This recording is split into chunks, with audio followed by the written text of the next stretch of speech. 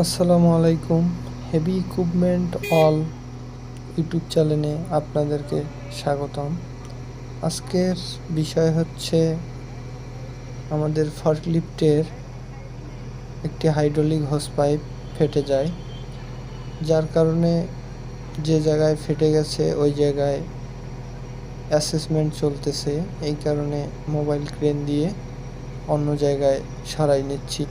মূলত আমাদের এখানে যে কয়টা ইকুইপমেন্ট আছে সবগুলোই হচ্ছে ট্রেনিং কাজে ব্যবহার করা হয়।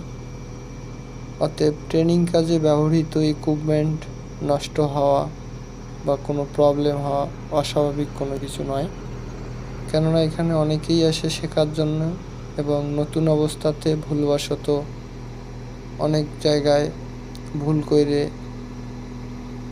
বিভিন্ন ইকুইপমেন্টের বিভিন্ন শিক্ষণীয় ভিডিও পেতে আমাদের সাথেই থাকুন এবং আমাদের চ্যানেলটি সাবস্ক্রাইব করুন। ধন্যবাদ।